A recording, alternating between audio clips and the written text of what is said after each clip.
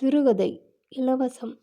இந்த ஹோட்டலில் சாப்பிட்டுவிட்டு பணம் ஏதும் கொடுக்க வேண்டாம், உங்கள் பேரன் கொடுப்பார் என்று விளம்பரம் இருந்ததை பார்த்து ஹோட்டல் உள்ளே சென்றார் கணேஷ்.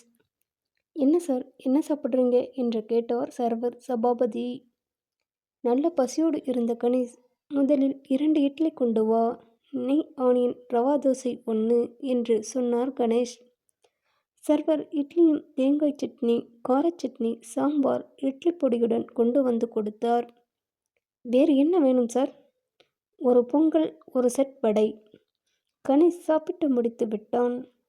வேறு என்ன வேணும் சொல்லுங்க? ஒரு செட் புரோட்டா, ஒரு காஃபி போதும். ஐயா, நீங்கள் சாப்பிட்ட பில் இந்தாங்க. என் பேரன் தானே பில் பேமெண்ட் பண்ணணும். அவன் பெயர் தினேஷ். சரிங்க ஐயா, நான் கணக்கில் எழுதிக்கிறேன். நீங்கள் இந்த தொகையை மட்டும் கவுண்டரில் கொடுத்துடுங்க.